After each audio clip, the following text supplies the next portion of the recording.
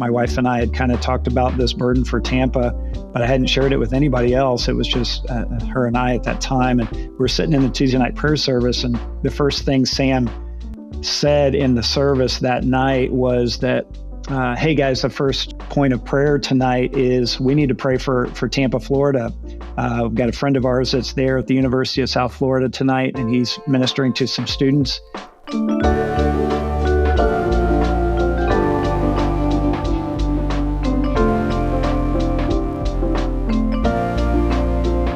Hi, I'm Brandon Briscoe, and welcome to another episode of The Postscript, Living Faith Bible Institute's weekly podcast and YouTube series devoted to interviewing pastors and professors from LFBI and across the Living Faith Fellowship.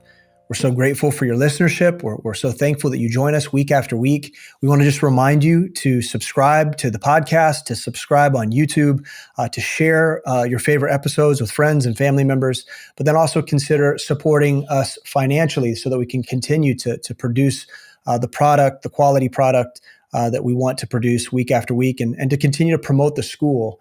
The show has become a great asset in promoting LFBI, and so we want to invite you to join us and support us in all those ways. I'm really excited about today's episode, and we're going to be talking about church planting. And the Living Faith Bible Institute has a heart to raise up leaders. That is our heart. That's what our devotion in this work of starting and running a Bible Institute is all about.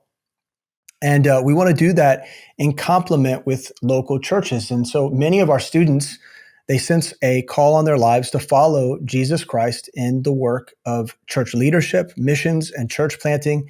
We hear about it all the time. Students are constantly declaring their love, their devotion, their excitement for the work of planting churches. Now, on this show, we've made a habit of inviting church planters to join us and to talk to us about what they've experienced, what they've learned from the work of planting a church. There are so many unique challenges that a church planter faces, things that they learn, new cultures, new habits. And so today we want to have a conversation about those very things.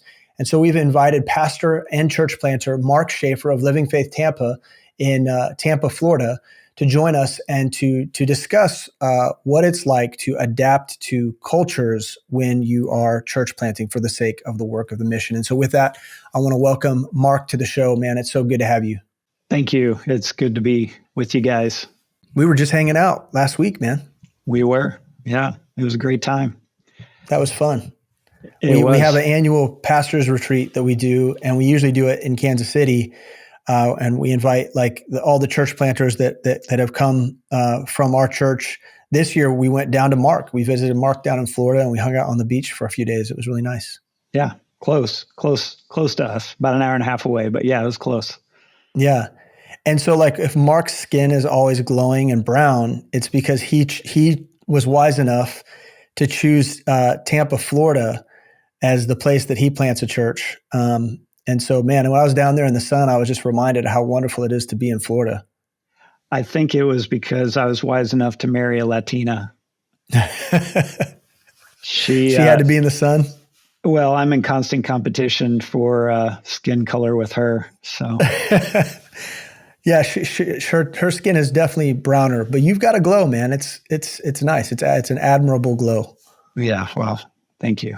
I don't know how long it'll last. It's got an expiration date on it probably, but yeah, probably. Man, I love you, Mark. I've actually known, the listeners don't know this because you haven't been on the show, but I've known Mark since I was probably 16. So 23 years now, I guess. Mark was my youth counselor back in youth ministry when I first showed up to Kansas City Baptist Temple. Mark was one of the counselors in the ministry there. Yeah. And so I've asked him over and over again to not hold those years against me. Hey, I've seen the progress of your life, so praise the Lord. It's awesome. Well, I'm just grateful for you. I'm thankful for your investment. I have the privilege of ministering to your son, and so Mark means a lot to me. I'm really glad that we get to share him with you guys today. Could you just begin, by telling the listeners about how you came to discover God's call on your life and how that led you to plant a church specifically in Tampa? I think that they would really benefit from hearing the groundwork of that story. Yeah. Well, if I could start by saying, first of all, in response to what you just said, thanks for your investment in my son. That's been incredible for me as a father to know that our son is walking in truth and has people holding him accountable and encouragement in the word. So thank you for that. Well, I love them. It's easy to do. And so I'm glad that it's good. Yeah. If I could, I don't want to take a lot of time to do so, but if I could backtrack a few years to get to Tampa, because the story really starts back with my ordination. I went through a Bible Institute training in Kansas City, and upon completion of that, felt a call to go to move to Ocala, Florida. Ocala was where my former youth pastor was. He had been the senior pastor of a church there, and had suddenly passed away because of a brain aneurysm, and the church needed help. And Pastor Frank Pardue, and he was close friends with Pastor Mark Trotter, and so a lot of history going back to that. But so we felt initially a call to Ocala, Florida, and served for 9 years in a work there that Pastor Frank Pardue had been a part of. And so that's really where it started. In our time there, I worked with students. I worked with high school, college age students. And in that time, we had a lot of students that moved to Tampa, Florida. It was about an hour and a half away from Ocala. And without fail, almost every one of them struggled in their walk with the Lord when they moved to Tampa. And they moved there for their college, right? There's like one of the largest colleges in the U.S. is right there in Tampa. Yeah, University of South Florida, about 55,000 students there. And so we just kept seeing students struggle in their walk with the Lord. And it wasn't because there weren't any churches here in Tampa. It just, they couldn't find any that had the same solid biblical philosophy of ministry. And so a lot of them struggled. And so that was in the back of our minds. Fast forward, 9 years of time in Ocala, we felt a call to leave that ministry. That's another whole story we can talk about at a different time. But okay, yeah. But we came back to Kansas City and got connected to Midtown and spent 2 years there. In our time that we had left Kansas City, Midtown had been planted as a church, and so when we came back to Kansas City, God just made it really clear. That's another whole conversation too, but made it real clear that we needed to land at Midtown, and we thought that we were going to be there, for the long haul. We really didn't know what was next. There was some thought in my mind that maybe we were going to prepare to go as missionaries to Latin America somewhere. That had always been on my heart, and of course, marrying a Latina from El Salvador, that was always in the back of my mind. But we, within just a year of being back in Kansas City, we got a burden for Tampa. Specifically, we were here on a trip and actually came back for a wedding. And during that time here, we drove through Tampa, and I'd always kind of disdained Tampa. And yet we, in driving through the city, God just kind of, I don't know, it was one of those knives in the heart that,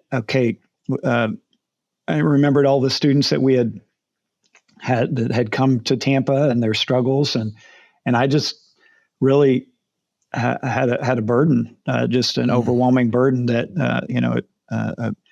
a church that, like we had at Midtown would be reproduced in Tampa. So I came back to Kansas City with that burden, shared it with Pastor Sam.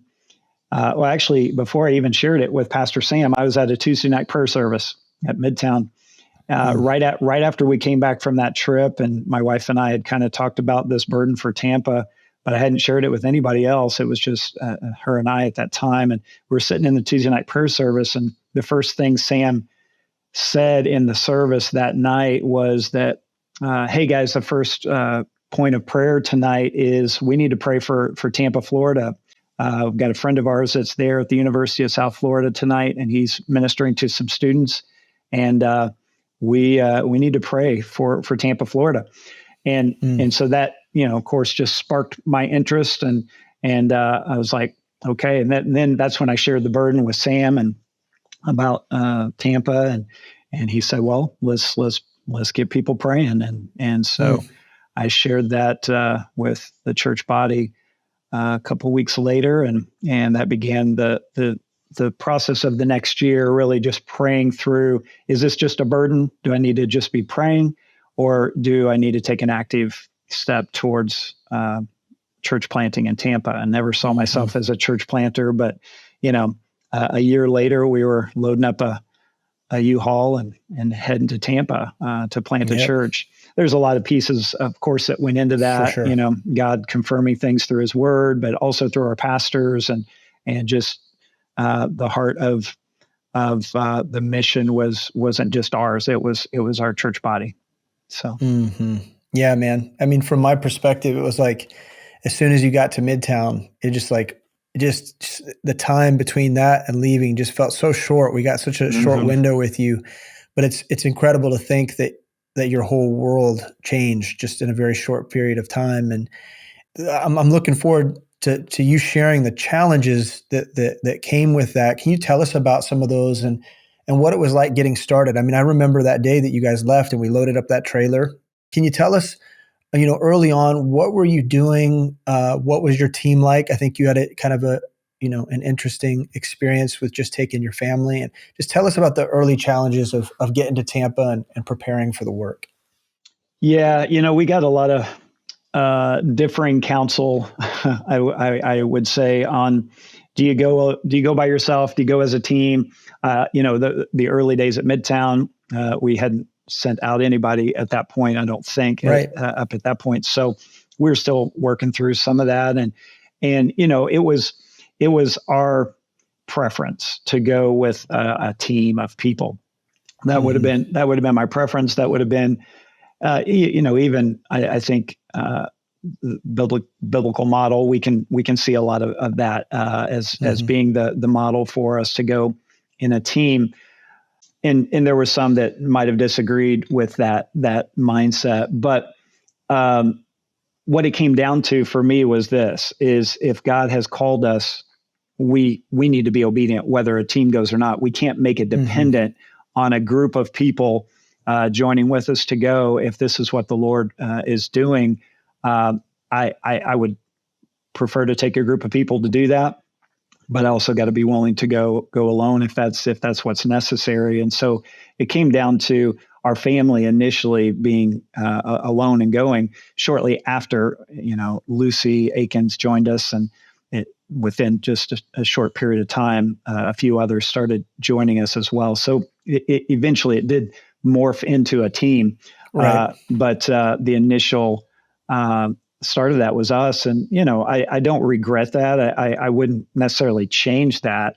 I think the preference in my mind is sending people in a group, in a team. And so that would be the ideal thing. Like you said, that there's also a precedence for if you need to go alone, that's also an acceptable way. And I think that's what you did. And you were with your family, and it presented, a unique set of challenges to have a family, 3 children, learning to find your way in a new city, looking for ministry opportunity as it presents itself. Tell us about what that was like and why it was kind of a unique experience. Yeah, I think a lot of it was God's grace on us too, is that He gave us a little season of incubation to prepare, and to see, exactly where He was ultimately going to land us. The first year we were in Tampa, we weren't in the same area that we ended up. We were in a totally different part of the city, and I think some of that was needed.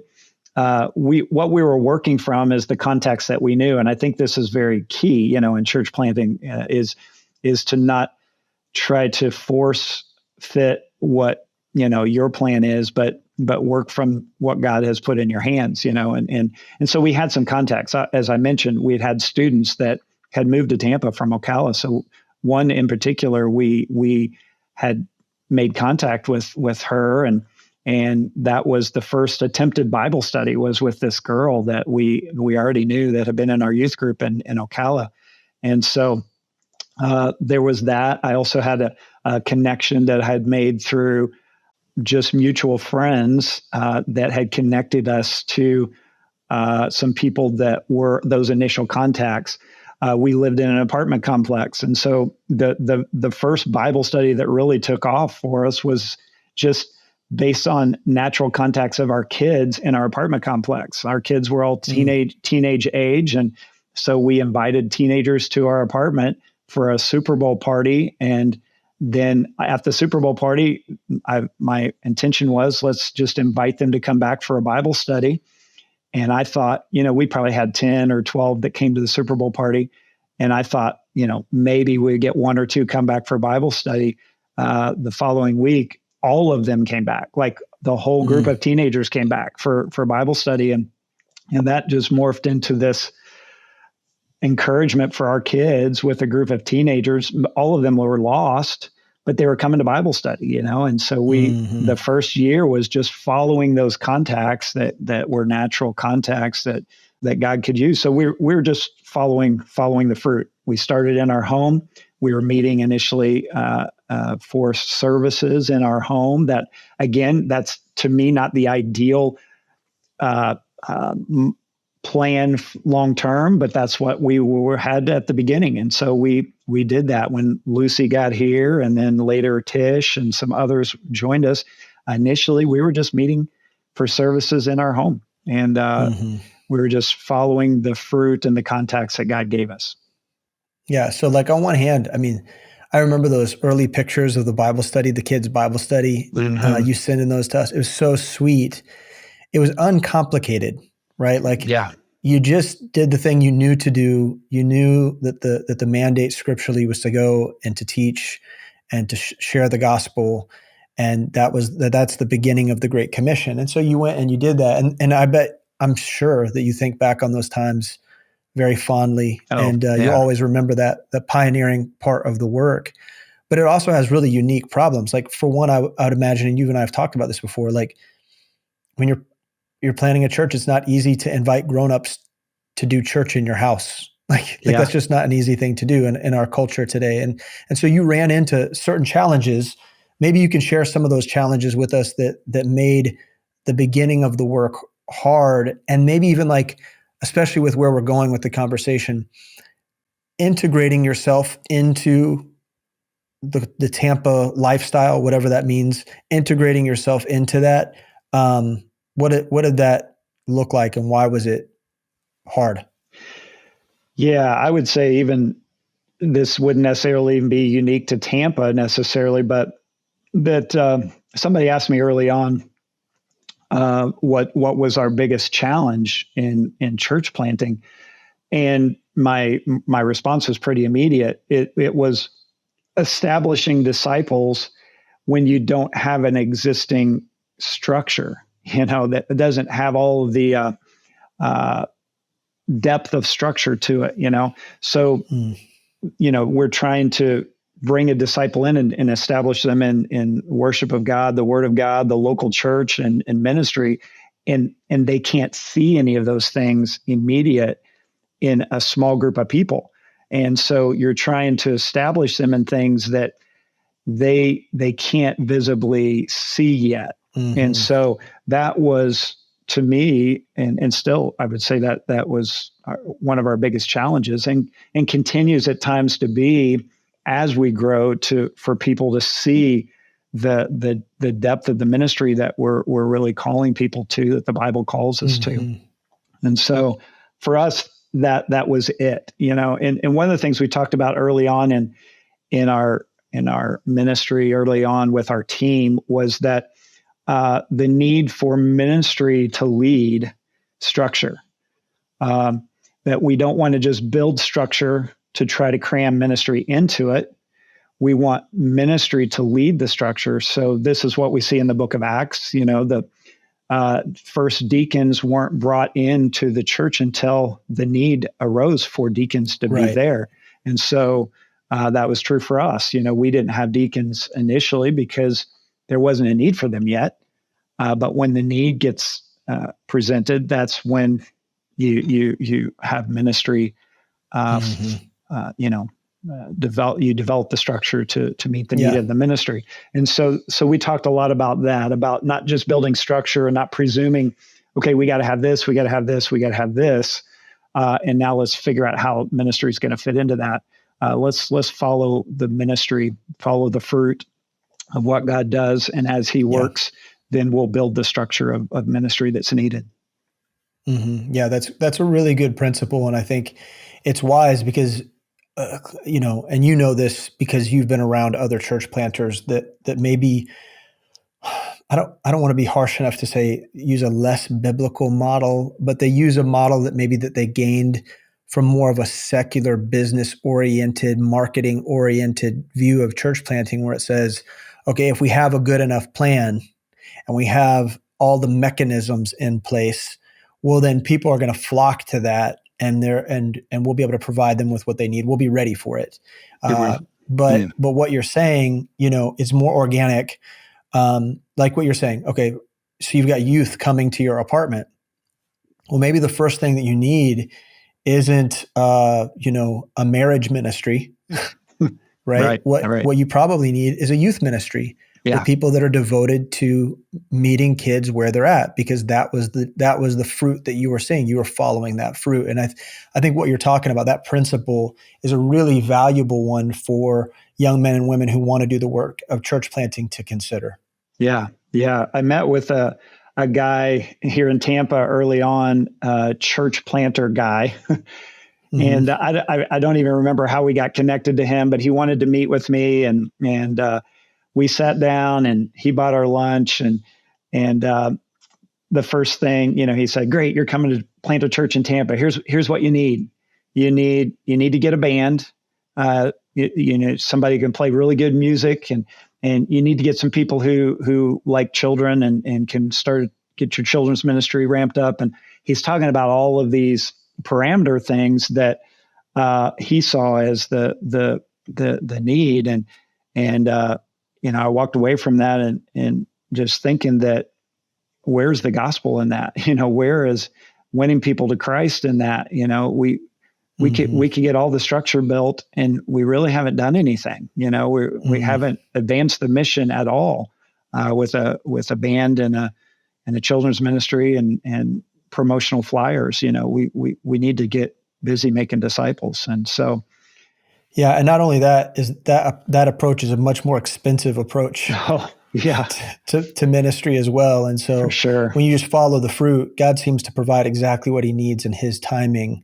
And that's another beautiful thing about what you're doing. We don't say if they build it, if we build it, they will come. That model is awful. No, yeah, that works great for the movies, but it doesn't work great for church planting. No. Now, I wanted to hone in a little bit on this conversation about adapting to the culture, that you find yourself in. So you had been in Ocala, which correct. I haven't been to Ocala yet. I hope to soon. Code Blaze has a church there. I hope to visit at some point soon. But it's more of a rural, slightly more rural, maybe somewhere between rural, suburban community, correct? Yeah, I don't know if I would describe it. How would you describe it? Suburban. It's a smaller city, smaller town. It's a smaller town. Uh-huh. Yeah. Okay. Yeah. And then you came to Kansas City, which is a bigger town, I guess. Mm-hmm. And then it was more of a suburban setting where you were kind of staying at a little bit. And then you went back to Tampa. So you got all these changes in communities that look different. People are different. Cultures are different. Can you tell us a little bit about culture itself and how important it is for you to adapt? What are some of the challenges of coming into Tampa and meeting the people where they're at in the cultures that are already established there? Because you're not going to obviously force a culture to change. I think that's, throughout history, we've seen that as a pretty poor approach to missions. In the early missions movement of America, we talk with Greg Axe about this a lot, just forcing people to adapt to the cultural inclinations of the church is probably not wise. Tell us about moving to Florida and finding yourself adapting to what you found in the people when you got there.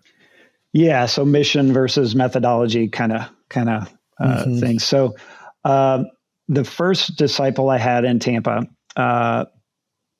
was a guy that I met through a mutual friend, and had been living here in Tampa. He wasn't originally from Tampa either, but he'd been living here for a while. And I met him at a dinner. He was already a believer.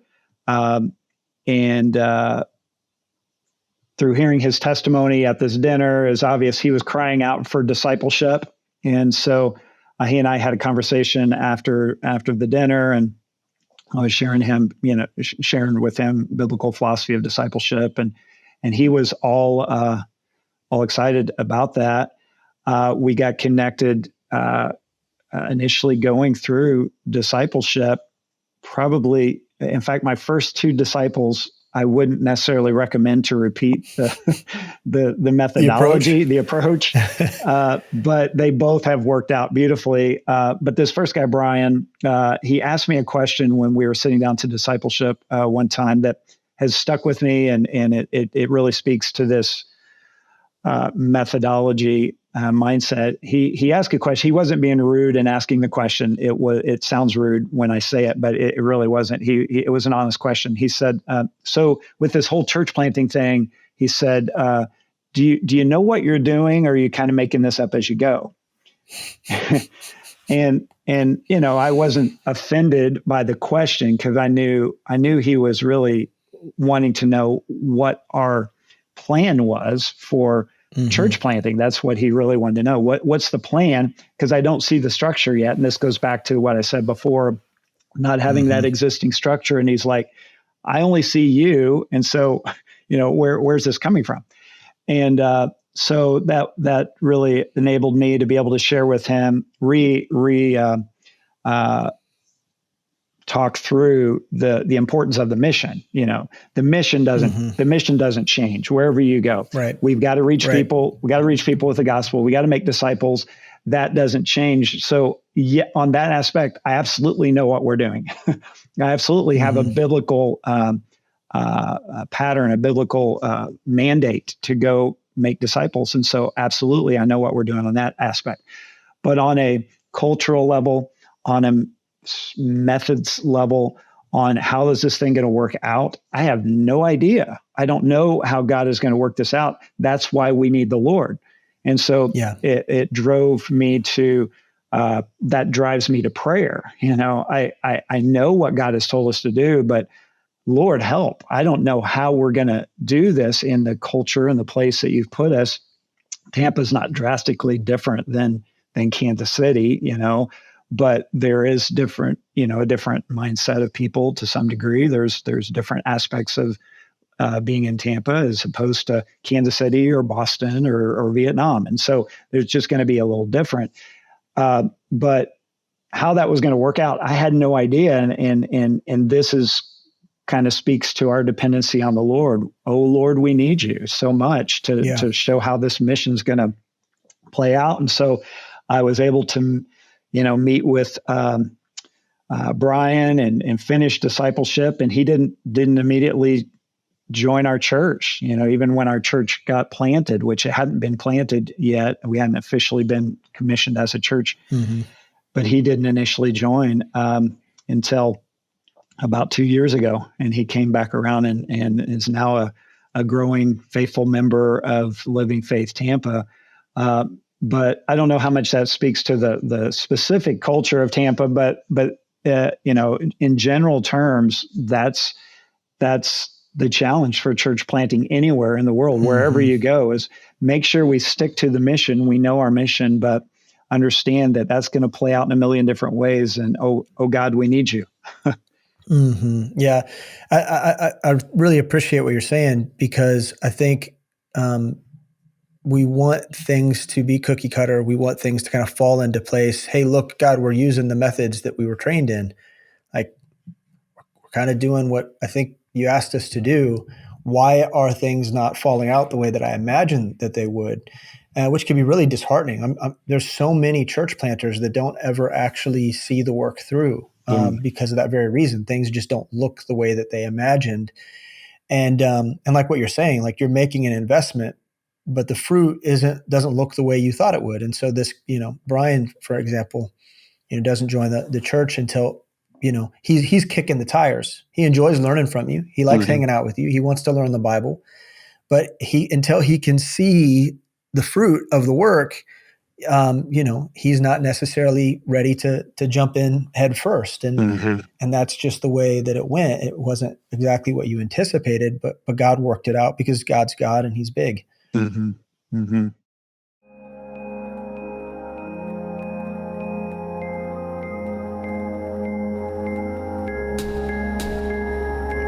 Hi, my name is Miles Cheadle, and LFBI is an incredible asset for anybody that wants to learn and to grow in their knowledge of the Word of God.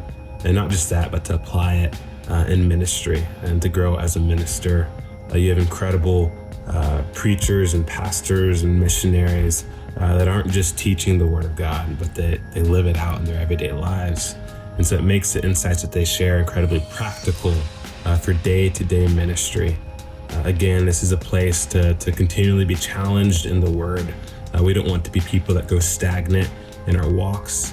We need to be put in remembrance. And so even if you say, man, I learned these things years ago, well, we need to be put in remembrance and to continue to trust God to grow and to stretch us and to equip us to invest in others.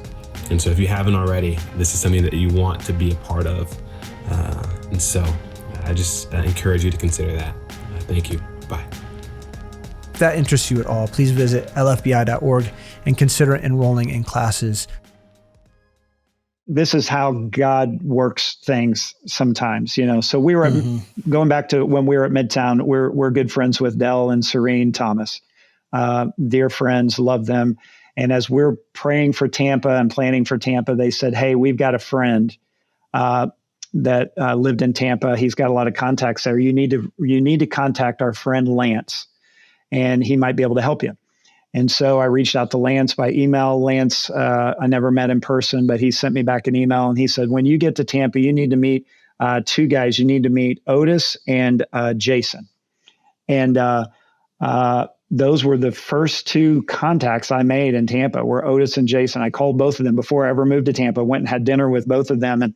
And through Jason is how I met Brian. My first disciple. It was at the dinner that Jason had organized that I met my first disciple, Brian. Through Jason, I also got connected to my first mechanic in Tampa. His name was Sam. Sam owned a mechanic shop, and Sam was the guy. He's a believer. I would go in to get my car worked on. While my car was getting worked on, he and I would have conversations in his office about church planting and church planters get their cars worked on a lot, by the way. Yeah, absolutely. It's really important to have a good mechanic if you're a church planter because you're going to be there a lot. Mine was there a lot. Yes. And so Sam and I got to know each other. Yeah, Sam and I got to know each other. Well, it was through Sam that I met this guy, Josh. So Sam and I, Sam said, we've got this guy at our church. He's our associate pastor at our church, but nobody's helping him. He needs some help.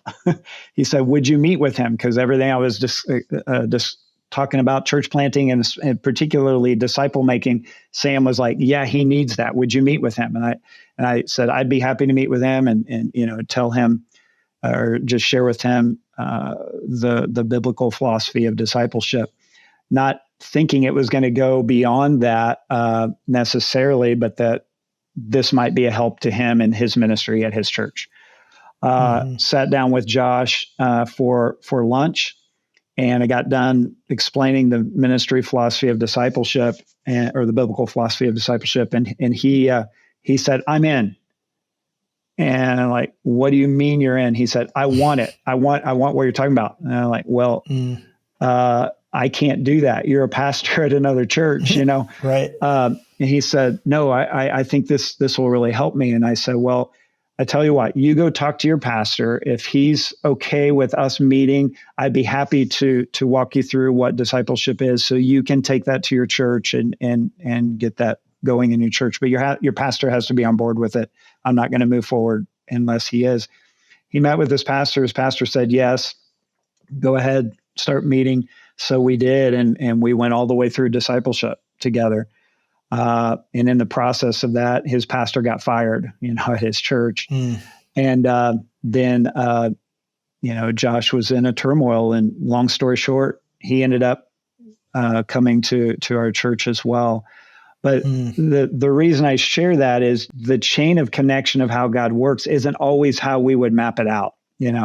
I would have never mapped out when I was sitting in Kansas City contemplating church planting. I would have never mapped out that I'm going to go to Tampa, Florida and disciple a pastor who is going to eventually be a key leader in our church. And he's now one of our deacons and is a leader in the ministry here, who has also been fruitful and brought people that he was connected to the ministry. So now we've got college age students in our ministry who were direct connections from Josh. And so we just don't know how it's all going to map out. It may not be the methodology that we were even prepared in or trained in exactly, right. But this is what God did, and so it doesn't change the methodology of the mission. We've got to make sure we're staying biblically sound in what right. we're doing, but it may play out in a lot of different ways. Yeah, I think what you're saying is really important for our listeners to hear, because the way that you were trained is the way that I was trained, is the way that we're training missionaries and church planters in LFBI, and that is there is biblical missions. There is a ministry philosophy that is associated with that biblical theological view of what missions should be. We train people in that. Key cities, key men. That's right. Key cities, key men, key tools. And so, but we also hopefully, and it looks like, that's the thing that you're pointing at, is that we also train people to be adaptable and to learn that when, your imagination is not the threshold or the standard by which God does his work. And so you have to know God well enough to know that he does things in his timing, in his way, and he uses weak people who don't always have answers to every dilemma that comes up, but can trust him and let him be the power necessary to achieve the things that need to get done. Because either he called you there or he didn't. And if he called you there, then he'll make a way. And I suppose that's the thing that you're employing, that those truths are the truths that you're employing when you talk about what you're talking about. Yeah, absolutely. You're using the examples of like outreach, like going into the community, navigating your way through, adapting as you need to. I want to ask just briefly about inReach, about the people that were in your church, some of which were, initially a part of the team. They also came with views and perspectives and imaginations about what they imagined the work itself would be like. When those things kind of fall apart, how do you as the pastor help them? And can you maybe give us examples of instances where people were let down in the work?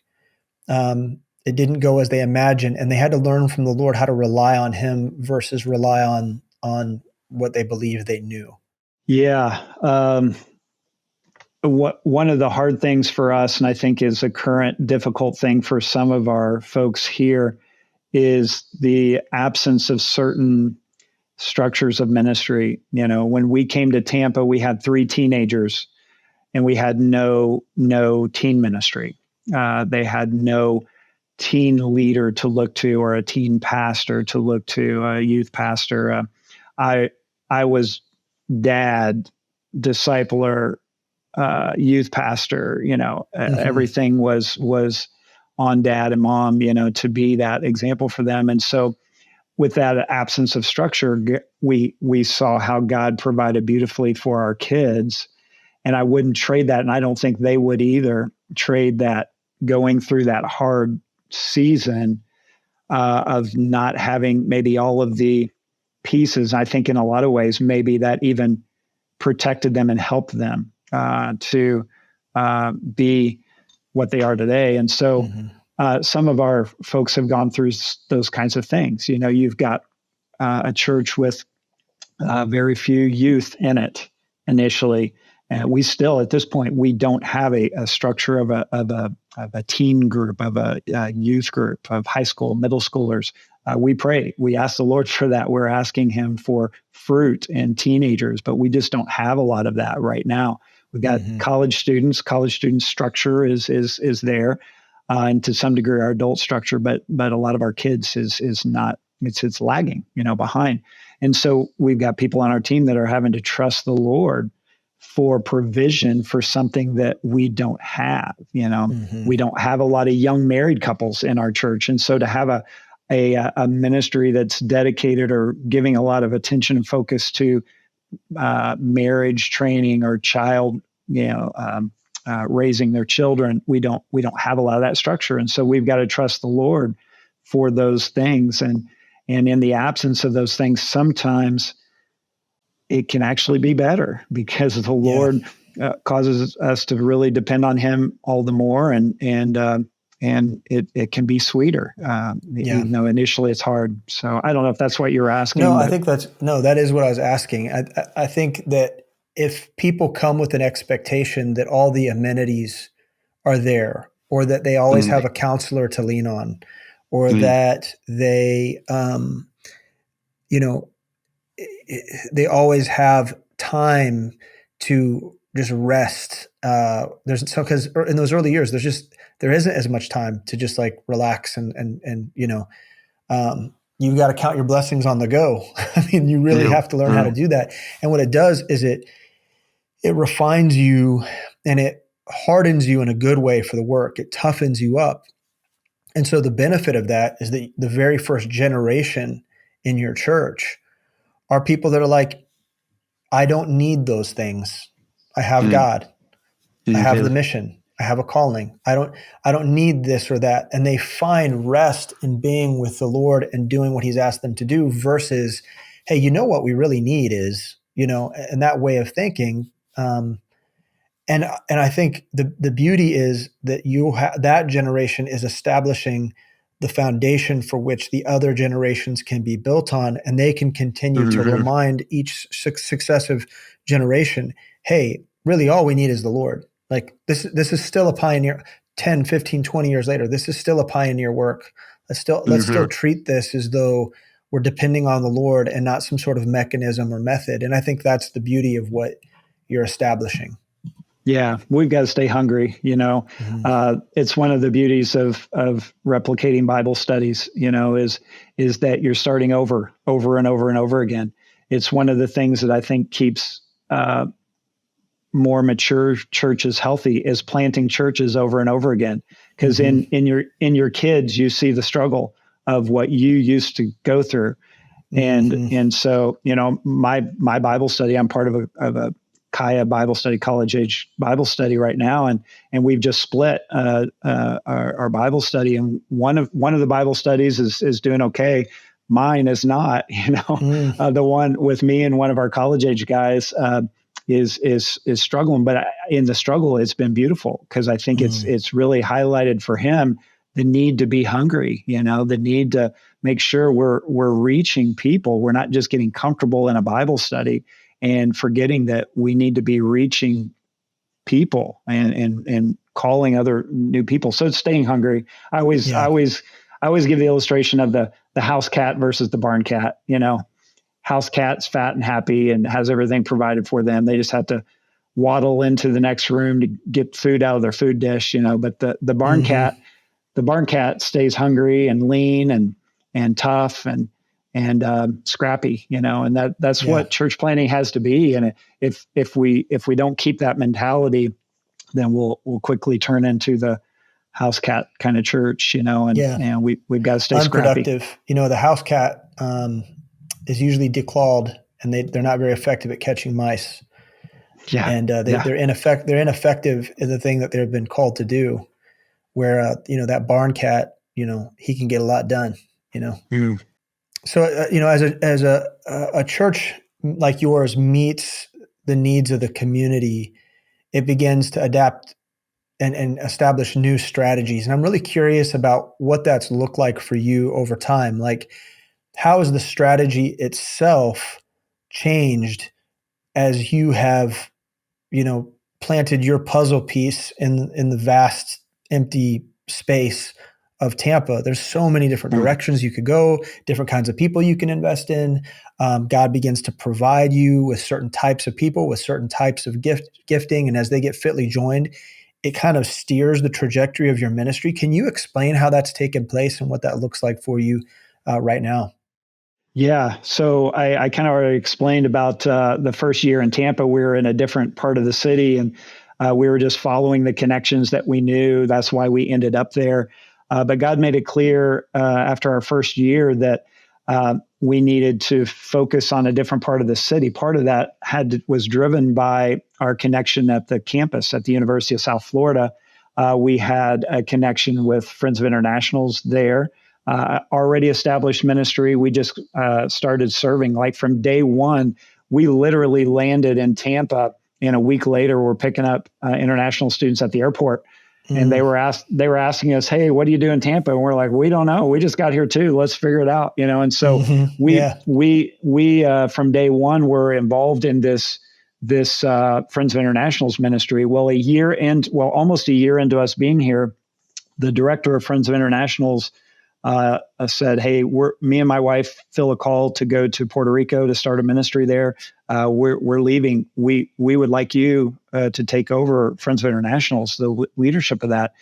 And it really caused us to refocus everything that we had been doing up to that point to say, okay, if we're going to be heavily invested into this ministry, we're going to have to be closer in proximity there. And it really fed into everything that we wanted the ministry to be anyway, is a focus on the nations, and an opportunity to do that through Friends of Internationals was just fantastic. It was a no-brainer thing. It was like, oh yeah, God's doing this. And so we moved, our family moved, and we had to leave some of the contacts we had in that first year of ministry to totally redirect to a new part of the city. But it ultimately has developed into our church being 10 minutes away, our current church, 10 minutes away from the campus. And that we have,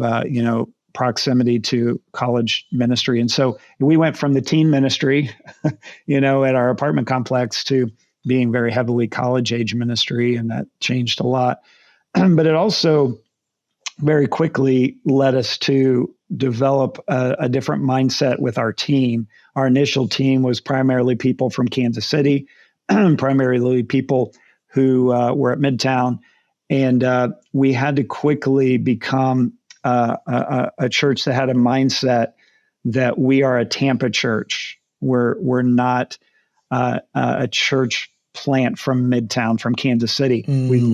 We loved Midtown. We love our church family there, but that love wasn't reciprocated by the new people coming in. They had no idea. They had no idea, no context. And so we had to start adjusting our mindset to start talking in terms of us being a Tampa church, not a church plant from Kansas City.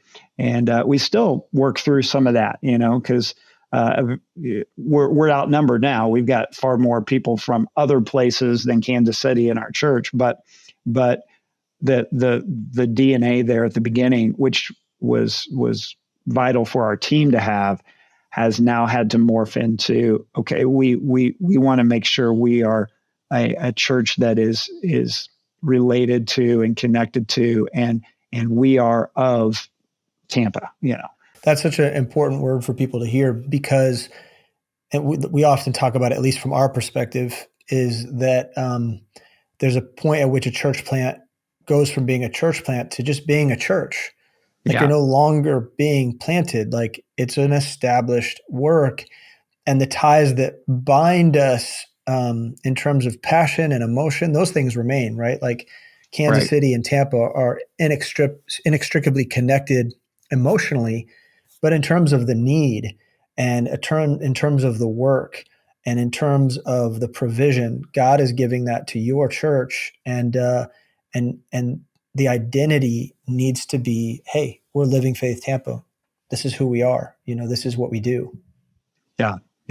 And the quicker you can do that, I think the better. The quicker you can make that move away from and that is one of the dangers of going with too big of a team initially, because you can create the culture early on of being a perpetual church plant, and never fully move the team from, where they came from to where they are. Yeah, and yeah.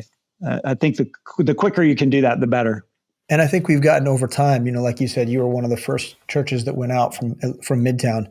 I think there's really good coaching that pastors can do in advance of the plant that help people at least imagine or picture. They used to always say when I was coming up that it's almost as good to imagine yourself shooting a free throw as it is to actually shoot one. So like if you sit in your mind and you go through the routine and you can do it over and over again in your mind, that when you step to the free throw line, you'll be that much more practiced, even if you didn't actually shoot a ball. I think the same thing is true with ministry and with church planting, is that if you work through philosophically how you might do something, like, hey, look, guys, there's going to come a point where we have to let go of our identity in Kansas City. We're going to this place. We're going to live there. We're going to be among the people. We're going to be of the people. We're going to learn their practices, where they eat at, where they go to. We are going to become them. So prepare your heart and your mind even now for what that's going to be like. I think learning how to do that with your team is, invaluable. Yeah. And, it translates not only to the context of where you're planting a church, but to be a future church planter as well. We want to make sure that we are not making disciples of American culture or disciples of Tampa culture or disciples of Kansas City culture. We're making disciples in the Word. We're making disciples of the Lord. And that translates wherever you go. We have quite a few international students in our ministry, as Midtown does as well. And so I'm constantly cognizant of that when I'm preaching, to make sure that I'm giving biblical guidance to our international students, so they're not taking the mindset that we've got to be an American church, or I've got to be a part of a church like I had in America if and when I go back home. That they've got a good biblical foundation of ministry that translates anywhere in the world. Yeah, that's good. Mark, I think what you've shared is really precious to, a lot of our listeners are open to these types of callings on their life. There's a lot of the students in LFBI that are daydreaming and praying about what God would have them to do in the next phase of their ministry life. And so hearing from you has been really good. I want you to encourage everybody. I'm looking at where you're at, the setting that you're in. You haven't unpacked, it looks like, but you're in your office in your new building at the church that God's provided for you. So you've gone from the apartment. Now God's provided this building. Tell us about how God's blessed you and what this next phase of ministry, at least as God has shown you, looks like. Yeah. So I didn't intentionally put these boxes back here for display. It's good though. It's a good illustration. Well, I had contemplated moving them out of the way so they weren't in the background. And I thought, no, this is church planting. We're talking about. I'm just going to leave them because this is kind of where we've been for the 10 years we've been here, to some degree, always packing and unpacking, and so there is a lot of movement. I know that our friends in Boston are going through that right now. Of just having to pack and repack.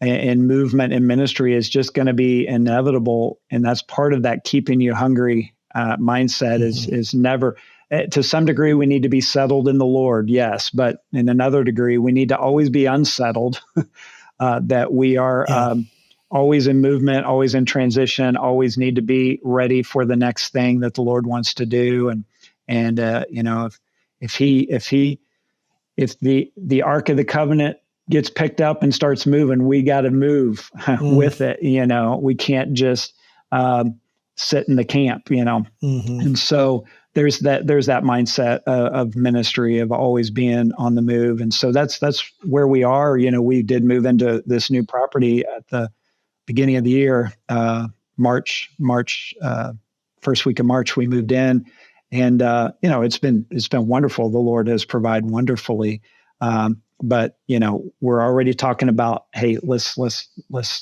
we haven't arrived anywhere yet. Right.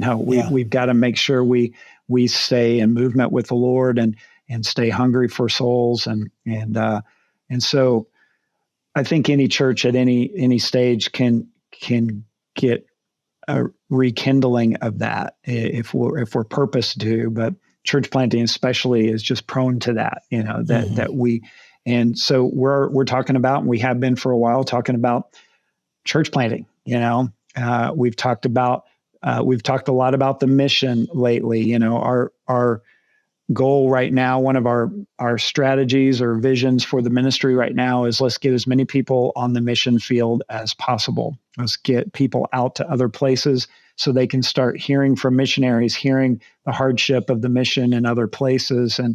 And this next year, starting in January, we're going to be preparing and putting together some missionary prayer teams to be praying for missionaries and really getting focused on that. It's one of the reasons I wanted to be very intentional about our LFBI class that we're teaching here in Tampa this semester, is we're teaching missions first.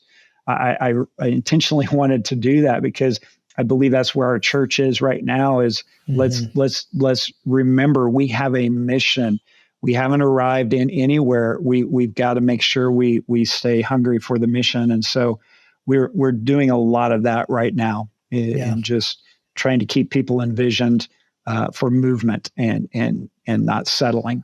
Yeah, so. That's great. Well, Mark, I'm so grateful for your friendship. I'm grateful for your example to all of our students and future church planters. It means a lot that you sat down with us today and you took time on your Saturday to hang out with us and record this episode.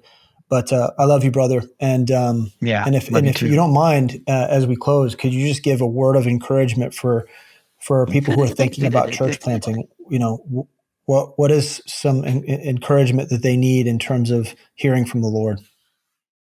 Walk with the Lord, be in submission to your leaders, allow God to do things in His timing. Don't try to force fit anything. Don't try to force God's hand, but on the same token, don't drag your feet when He's obviously moving either. Be responsive to how the Lord is working. Be bold. Be undeterred by cultural shifts. We're talking about area studies right now in our missions class, and we're talked about the product of an area study is to energize the mission. It's not to, like what happened in Numbers 13, people came back and 2 were energized and 10 used their area study as a way to deter them from the mission. They came back and said, no, the people are too strong. There's giants in the land. There's too much there. It can't be done. Be full of faith, get full of faith in what the Lord wants to do, and trust that God can overcome the obstacles of whatever you got if He's in it. And so make sure that you're following Him, listening to Him, that He's in it. But if He's in it, and get full of faith and be bold in what God has asked you to do. Wonderful. Thank you. Love you, Mark. And hopefully we'll spend some more time together again real soon. Yeah. Thanks, Brandon. And we want to thank you as well for joining us and hanging out with Mark and I, and the opportunity that you had today to listen from Mark and hear from his experiences and hear about what's going on in Tampa. We pray that it was an encouragement to you, and hopefully it's got you thinking about missions. It's got you thinking about what kind of investment you can make, what it is that in your local church that you're doing to help support and facilitate the work of missions and church planting. How are you contributing to that? It might be as simple as your discipleship ministry, but it could be as complex as you praying through and deciding whether or not you're supposed to be on the field. If you are a person who is saying, hey, look, I would love for God to use me in the work of church planting. I've prayed often maybe for missions and whether or not I'm supposed to be a part of missions work, and you want to get trained. we want to invite you to visit lfbi.org and see our program of study, see what Living Faith Bible Institute is all about, and whether or not we can come alongside you as you invest in your local church, as you are discipled in your local church. We would love to complement that work by teaching you and training you in God's word and in the philosophy of missions that his word teaches us. And so we would love that opportunity. $40 a credit hour. Can't beat that, of course. But come check out and see what we have to offer you. We love you. We're grateful for the time that you spent with us today. We hope to see you again next week for another episode of The Postscript. God bless. Thanks for listening to The Postscript. If you enjoy the show, please leave us a rating and review in order to help other people find our podcast. If you value this show, please help us continue creating content by supporting Living Faith Bible Institute at lfbi.org/support.